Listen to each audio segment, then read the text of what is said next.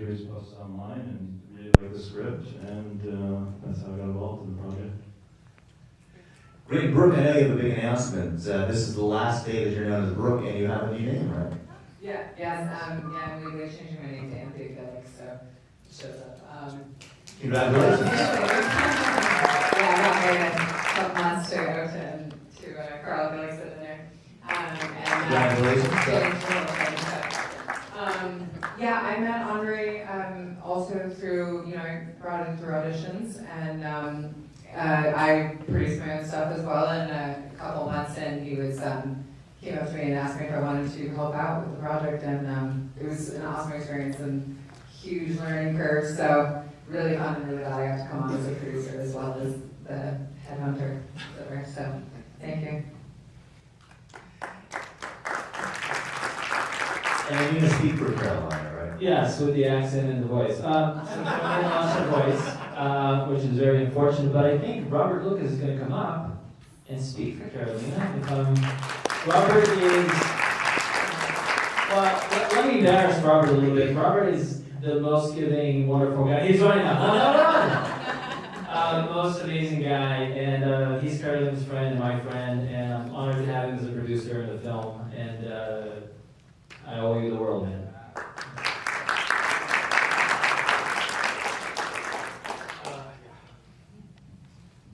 Hi all, how are you tonight? Thank you all for coming. I have a little note here from Carolina. She wanted to say a few words. That's a lot. I'm doing it in Spanish, okay? I'll speak in English. Okay. All right, so this is from Carolina. Good evening, everyone. Thank you so much for coming to our premiere. It really means the world to me and the rest of the cast and crew to have your support tonight. Domestic violence in 2018 seems like a history lesson, but sadly enough, many women and men are still experiencing verbal, physical, and psychological abuse at home on a daily basis. The character of Miriam is a smart, educated, and independent woman, yet she still falls victim to her husband and her father of a child. Mental health also plays a big factor in contributing to many victims of domestic violence, or in the case of Lenny, a war veteran dealing with major PTSD, so bringing awareness, sorry, got punctuation here. No, PTSD, so bringing awareness to all these mental issues is extremely imperative. From the moment I got the part of Miriam, I knew I had a big responsibility in my hands, not just to bring her character to life, but to prove to myself and the world that portraying a cisgender woman happens to a cisgender woman's sister wife and a mother, sorry guys, portraying a cisgender woman, sister, wife, and a mother can be done by an actress like myself who happens to be transgender, because we all,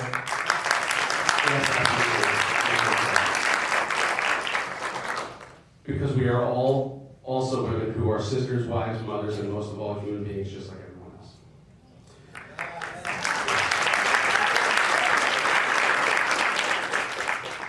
I lastly wanted to say a big thank you to Andre for giving me the opportunity to become part of the Help Wanted family, and to the rest of the cast and crew, you all rock. Let's give a hand for everybody.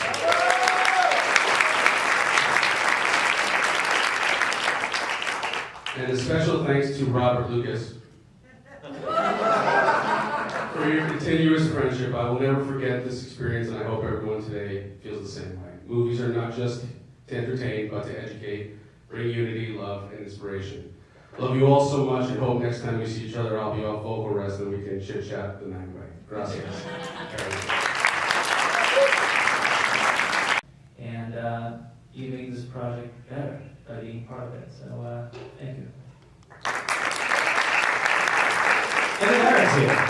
Thanks, Andre. So we want to start by just asking, what this project meant to each of you, and Carolina really appreciated the notes that you'd given, which brought home just how important subjects we're talking about. But Andre, what was the genesis of this project? What made you think of both the PTSD as well as the domestic violence piece of it? Well, I also wanted to honor or play a veteran or somebody returning from war, because I think there's a lot of dramatic potential there, right? Because I think war is one of those, and I never been to war, I'm not a veteran, but I would imagine that that's the extreme cases of great cruelty and courage at the same time, because, so it always intrigued me, people returning from that. And I think that also, like Carolina said about domestic violence, that's also another theme that I also wanted to explore. But I think that ultimately Help Wanted is about what we can do when we get together. Because Leonard was fighting his own war, his own issues, and he couldn't get past that alone. And so was Miriam, she couldn't get past that alone. And only when they got together, only when the brother and the sister united, that's when they were able to move forward. And ultimately, that's what's in the heart of the film. That despite, we never know what the other person's feeling or struggling with. And I think neither one of them knew when they reconnected what the other one was suffering. So I think that's ultimately about that. I wanted to express that. Great, thank you. And Brook and Tarun, how did this impact you in terms of coming on board this project? How deeply personal were those issues to you? It was an interesting project because when I first came in, it was kind of this vocal part, and just to think about, Andre and I talked quite a bit about like Blackwater and that type of stuff, and to think about what it is to recruit people who are potentially damaged back into a re-traumatizing situation was really interesting. But I also think that the part that impacted me more deeply was I ended up doing a lot of the work on the set, and the drawings were mine as well. And so like sitting, Andre was like, he came over to my house, which is Miriam's house. That was a crazy week. Having our house, thank God my husband let us take over our house. But he saw my work and he was like, do you mind drawing some military pieces?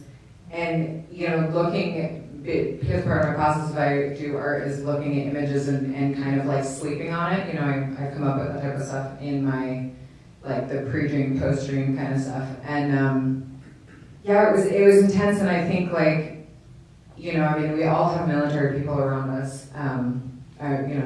My father-in-law is ex-military, as is my brother-in-law, and my ex-brother-in-law is current military. And so it's close, but it's not that close. Like we try to kind of push that away. Same with domestic violence, it's topics that we try not to look at.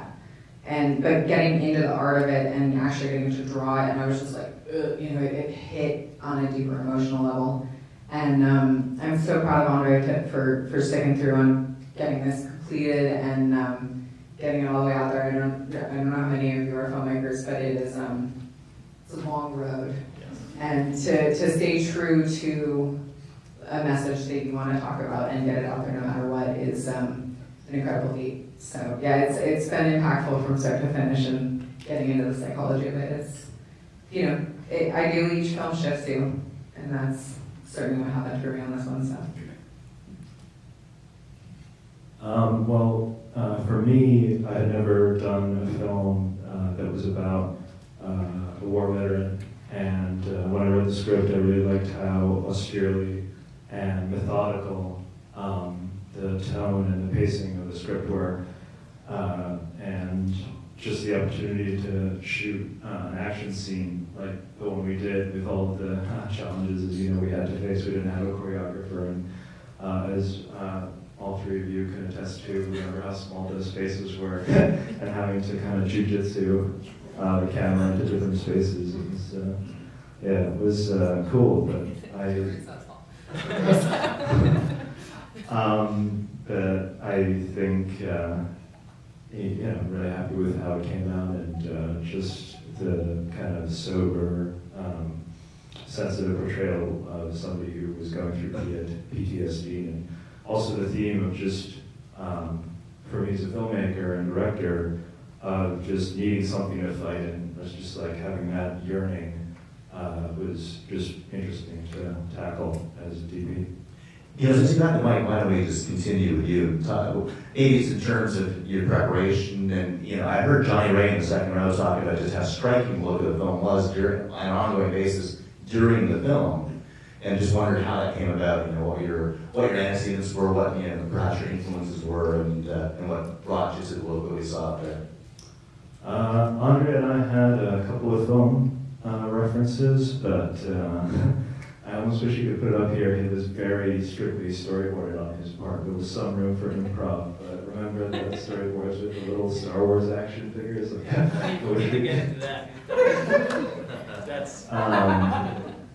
But initially, Andre had shot actually a scene, or the fight scene with another DP a year before, and he showed me that, and initially we were going to try to shoot with the Sony A7S, but we ended up with his Canon Rebel, which ended up being good because if we had a larger camera like an Alexa or Red, we'd never been able to fit it anywhere. I wish the behind the scenes photos are pretty funny. But,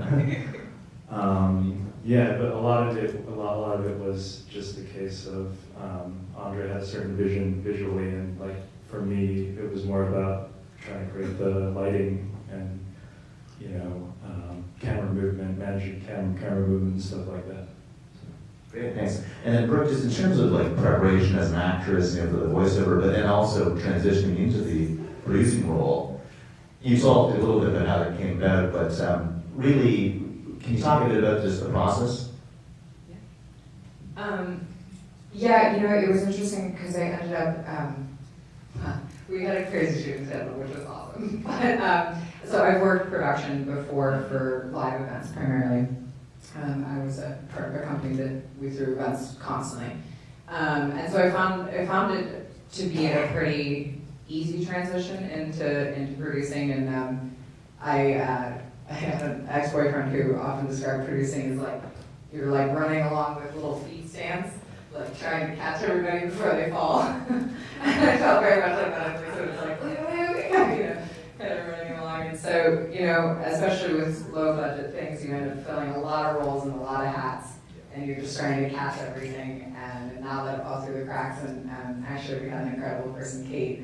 She was, quietly sitting over there, but she caught a lot of stuff through the cracks and was critical. You're only as good as your team, and so it was a pretty easy shift. And then the interesting part was because we had so many shots. Andre was such a visionary, and he was like, "Can you do it in 5 days?" And we were like, "I don't know about that," but we shot an insane amount of footage in way less than I'm sure a lot of people would have taken with this movie, and Andre made it look beautiful. And but in the process of all that, we ended up not doing my part until afterwards. So I actually ended up doing my part. It was really cool because I got to do ADR, and I got to watch the footage. Andre had those parts mostly finished, and that actually evolved my character a lot. And it actually brought it closer around to how I thought it was going to be originally. As it is, as an actress, you have these intuitions, and then the part kind of evolves, and it's a collaboration at its best. And so, by the time I got to see it with the ADR, the part ended up softening, which made a lot of sense to me based on the storyline. And so it was cool to get to do it at the end as a finishing touch. So. It's fun, and having done as much, known as many things about the details, it enriched it a lot. So, yeah. Let's talk about the Star Wars dolls. I can't draw for shit. So what happened was like Tarun mentioned, we started to shoot this with another DP, and I made the critical mistake of not having a storyboard, thinking, we'll figure it out the day, as it goes. And we did it. So what we did, Carolina, this is how Carolina is great. So I said, well, instead of, doing the storyboard, we should take pictures of the frames I want, the depth of field and all this stuff. Because like Tarun mentioned, I have a very specific vision. So what happened was, that was horrible because, she had to stand there for 6 hours of me taking pictures, and it was just awful. So, and we weren't getting anywhere, the storyboard is delayed. And so I said, you know what, here's what I'm going to do. I remember that in art school they have those little dolls that you can buy and you can draw using the little dolls. So I went to Google, like, $150 a pop. I was like, that's not gonna happen. So I went to this very fancy store called Target, and they had the Star Wars Black figures, Black Series figures, on sale for $4.99. So I got 3 of those, and I shot every single frame of the film using those dolls. So when Tarun got in, I showed him this thing, and I think he liked it because you could tell the depth of field, the framing that I wanted, and everything else. And because it's to scale, they just frame perfectly. And basically, we shot the movie 3 times. We shot the first time it didn't work, the second time with the dolls, and then the final time with us. So yeah. Great. Well, so talking about that, it's amazing, right? You can't write it. You can't draw. So, thinking a bit about that, what do you think the toughest moment in this whole shoot was for you? And I guess, Andre, now, you guys will ask us, in the single or double roles you played, but, in your triple-hatted role, what were the most difficult pieces as a writer, as a director, and as an actor? Well, I didn't want to direct. I tried to give this away to multiple people. But I soon found out that, film is a director's medium because it's so much that person's vision. I'm sure there's some directors in the room here, and if I give you guys the same script, you'd have a different film. But because I wrote the movie, I kind of have a very specific thing that I wanted. I wanted to look a certain way, I wanted certain shots. So I was getting very frustrated with that. So the first time that we went to shoot, it was a disaster, basically. I thought I was going to quit that day because I thought, if this is what filmmaking is, I don't like it. I don't want any part of it. But and this is before Brook was involved, and then Carolina was involved at that point because she came in early on. But that was the hardest day. That was the day that I thought, hey, I don't know if this is for me. I don't know what I'm doing here.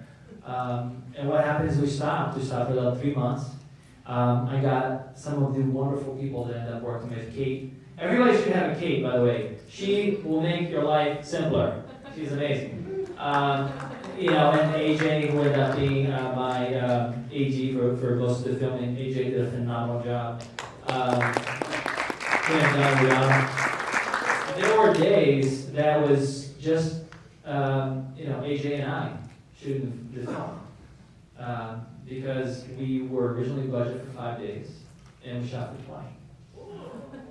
So you can imagine that folks had other commitments and things like that.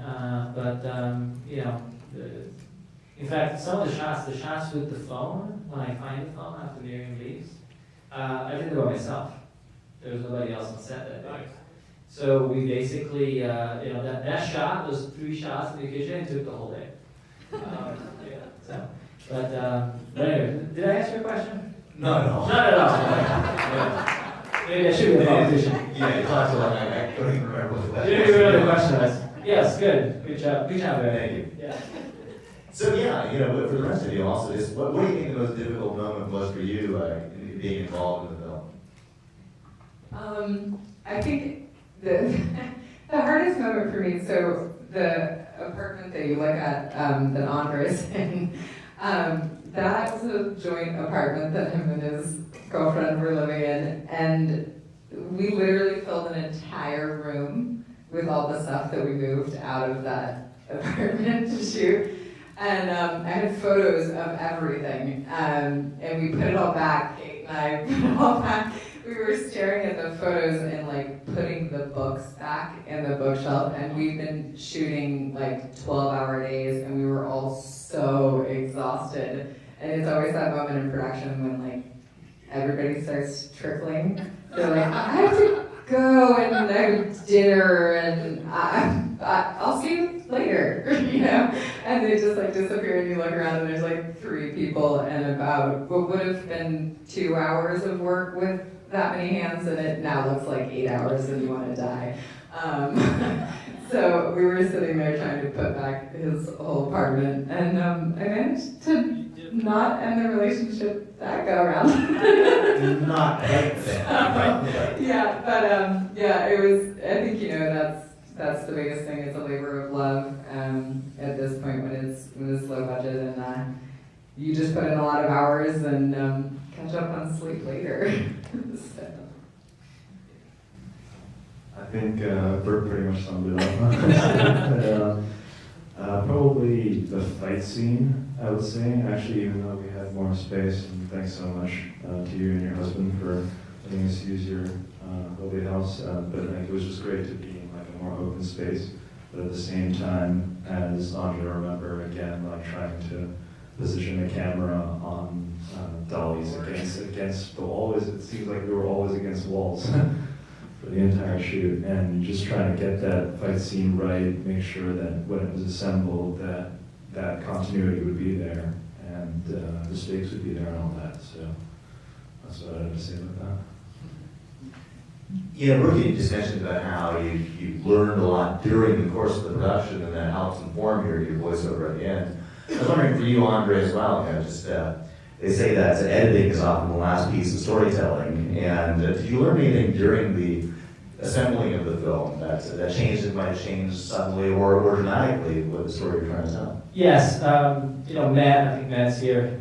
Where's Matt? Matt is the editor, who did a phenomenal job, and I think there were things, I'll tell you there were scenes that we had issues with only because, for example, the bathroom scene in the very beginning, I give Matt a lot of credit for that because he really was the one who figured out how to make that work, more than me at that point. Thanks Matt for that. I think, I'm not really saying anything here. I think editing is one of those things that I think every director should try to do. Not that you're going to be good at it, but even as a writer, just knowing when to cut a scene or knowing when to stop something or I think that's invaluable to learn. And I think you only learn that from editing. Because you can make a mistake, okay, well that scene doesn't work, try it again. And the thing is with Matt is that I feel like he was my teacher in a way because he is a good editor, he's a phenomenal editor. And I was, because I'm kind of a control freak, I was there every day that he was editing. And we sat there and editing day, and I would say, okay, take this shot and that shot, and sometimes he'd be like, there's more. And then, so it was a great experience. And I think that's what I recommend. I think any director, or even writers, that you just try to shoot something on your iPhone and just try to put it together. And I think that helped a lot. It helped me, and working with him helped me as well. So. And Tarun, you mentioned just that, just finding that shooting the action shot was interesting, and certainly dramatic had its own challenges, being in a constrained space and doing all of that. Can you talk a little bit more about that, and also maybe working with actor Peter Scaramanga? No, you butchered his name. The man with the golden gun. The man with the Scaramanga. Yes. No, Peter was great to work with.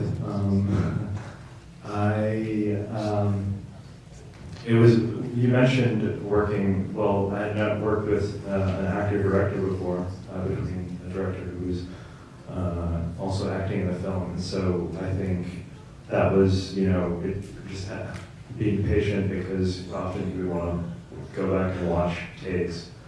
I would say that kind of was the biggest challenge during that fight scene, as far as just having to do, like, we would do like 15 takes just to get it right, and with action, the takes last like 2-3 minutes, and we would probably end up with like, 12-hour days even after the sun went down, and trying to get the lighting right was, I'm happy overall with how that came together. And I was just saying something really quick about Tarun, he's a great DP, and also great because he was patient with me as an actor-director, because I'm the kind of director that oftentimes I'm framing the shot, oftentimes I'm, or I'm helping with that. So he was fantastic as far as that goes, because there was no ego. We worked so well together as far as, getting everything together. So, it was fantastic. But one of the things I've learned also being a director who also acts is that everything takes twice as long, because I have to look at what we're shooting, because if it's not in the frame, it doesn't matter. Doesn't matter what I'm feeling as an actor, you know, if it's not there, it's not there. And so, yeah, it takes longer. I think one of the reasons why we ended up with 20 days of shooting is because of that, because we had to, you know, the days couldn't go as fast. But I think we have some autographs to sign. Great. Yeah, Yes, I think so. I think so. So, you know, before we open up to questions from the audience and then the inevitable autograph signing, last question for everybody, just what kind of current projects are anyone working on? What comes next for all of you after this triumph? Yeah, I'm starting to work on a feature film now that I'm hoping to shoot in this year, beginning next year. So that's what's next for me. We'll find out because. I think that her voice will come back with the next thing, yes. Yeah, Robert, do that.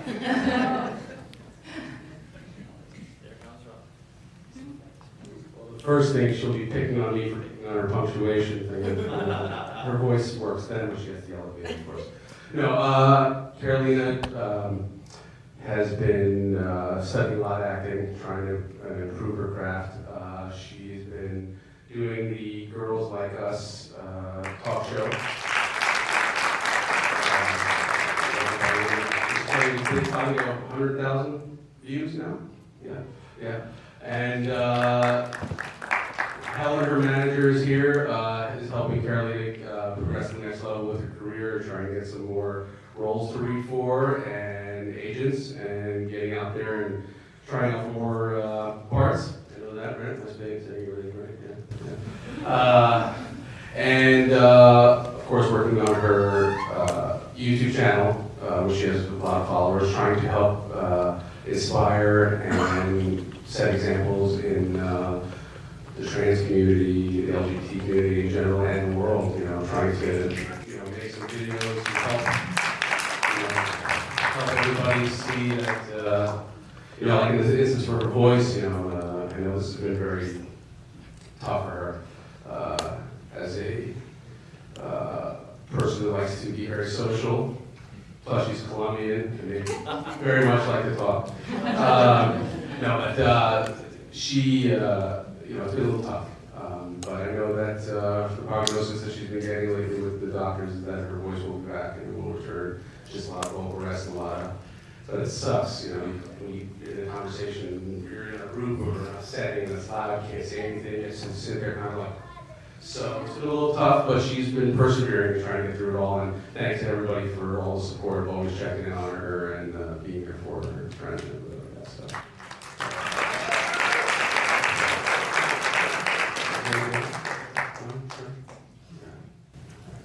Thanks. Yeah. Just heard her voice and a friend. That's wonderful. I've been working on a couple of gigs. I got to act in a short in Tijuana in January, and hopefully that'll be premiering soon in Option to Do a Feature. I got to play a bipolar mom, so it was really interesting to dig into a different disease. I'm also producing a short that we're hoping to option into a TV series, and I'm finishing up a feature script that I'm hoping to get at least small budget produced. So. Yeah, and ideally we'll leave both of those, so, all the multiple hats. So those are on the horizon, and hopefully the short next year, and the feature, oh god, it'd be great if it was made in a year and a half, and, editing for a year and a half after that, I'm sure. So, yeah, big projects on the horizon. I am just ACing and DPing a couple of shorts in the fall and developing a feature script as a writer-director. That's a horror film actually set in India. So just because of the reality, you can make a low-budget work a really long way over there. So that's kind of the big project of the fall.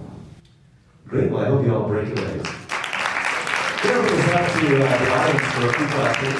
Kate is wonderful. Kate has volunteered to be the mic caddy, and so she'll be grabbing this microphone, taking it around to all of you, each of you who puts up your hand desiring to talk. You gonna be directing, Tarun? Can I send you my demo room? Carolina is my best friend in the world. Andre is actually for you. How long did it take for you? Okay. How long did it take for you to get into your role? You grew that beard. I never would have recognized you. Nobody And does. I never would have actually believed you when you said you weren't like in a war or I don't know. I figured this was very personal. It was a facial broken. So, right? Well, good. I mean, it took me a while to grow that beard because we had. It was interesting because I actually talked to Carolina about that. The character evolved as I worked on it, and I think it changed me a little bit too because, I have experience with post-traumatic stress, and I've never been to war, so I think as an actor it was easy to go into that darkness a little bit. I think one of the darkest times is when I'm alone in the bathroom.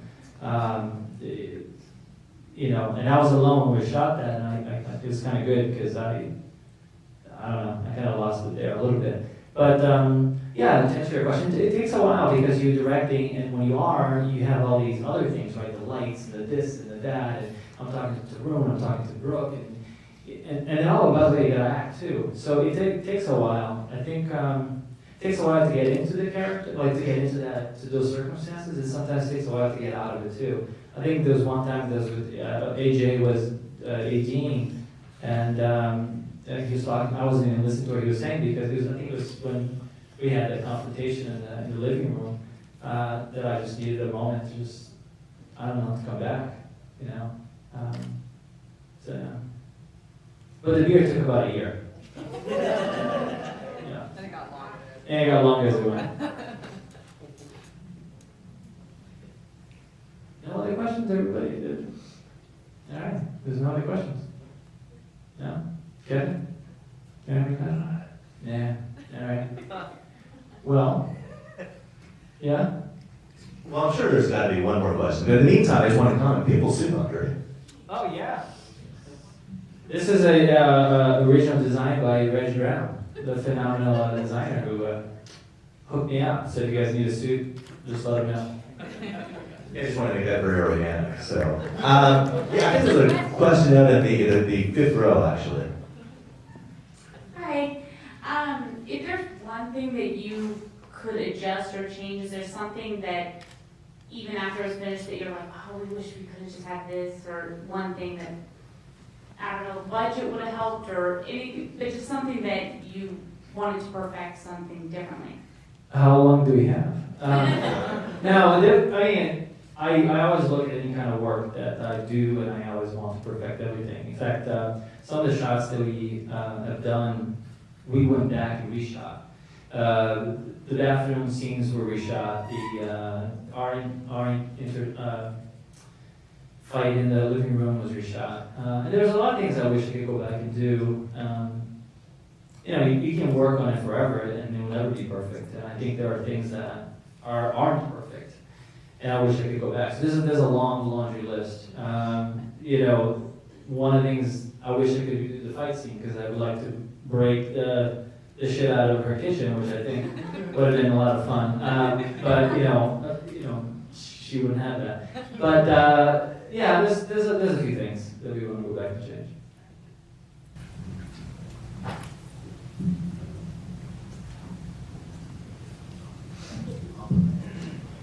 All the way up there. Okay. Hi. So you're having two pretty serious topics here. One is post-traumatic stress with our veterans, and the second is domestic abuse at home. What kind of audience do you, world premiere, right? Thanks for showing it to us first. What kind of audience would you like to reach with this piece? Unfortunately, too large of an audience. When I started to work on the script, I didn't think it was going to hit home with so many people. I kind of thought it was going to be like, oh, this is something that just happens to me or to a field, and unfortunately it happens to way too many people. Especially her role with where there's domestic violence and things like that. I think I hope that's going to.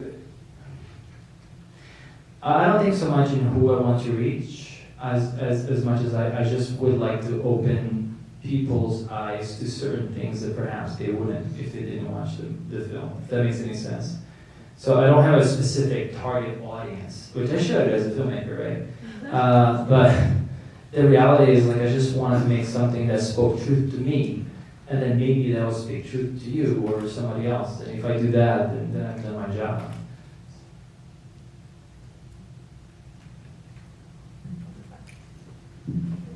Hello. This is more of an observation than Yes. a question, but in casting Carolina, I think it is very amazing, and especially here in Hollywood, where we just had Scarlett Johansson drop from a role of playing a trans man, and you have this amazing actress right here who happens to be a trans woman playing a phenomenal role. So kudos to you.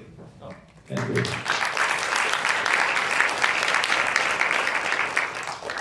I'll say one thing about that. She, I think I was interviewed by Carolina's colleagues today earlier, and I'll say this in front of all of you guys. The thing with Carolina is that she is so talented and she has such authenticity. And that's the thing that, as a casting, when I'm casting for something, you know, it doesn't, nothing else, that's the most important thing. If you have authenticity and if you're the, like she walks in and she's my sister. That's it. There's nothing else to be said. And Kathy also, the lady who plays the landlady in the beginning, you know, she's also a phenomenal actress She who, was really good. very good, but that role wasn't written for her. That role was written for, I think when we put casting, we put down as Hispanic older lady.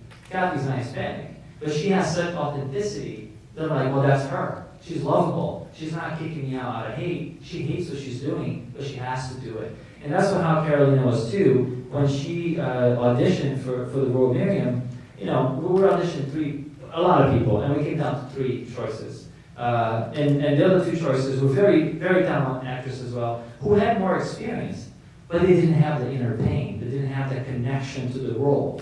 And I think that's something that only comes to authenticity and from, I don't know, from a life well lived. And you can't fake that.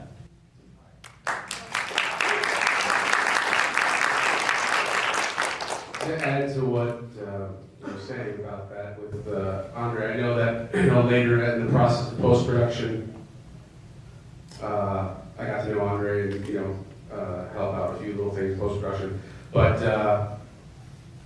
there was never, you can tell, which was amazing and has to be followed some more out there in this community of Hollywood, that he didn't even think about her position in life and who she was. He just treated her like a human being. And she, did what she had to do for the role. There was never a question of anything, related to transgender. It was never, I don't think for a while I was like, Karen, does he even know? But the point I'm making is basically, I think Hollywood has to start realizing that it doesn't matter who you are, where you come from, your color, skin, your gender, as long as you can, do what you have to do and work hard, and of course be a great human being. Most of all, that's the most important thing. So, Andre, yes, thank you for being so supportive.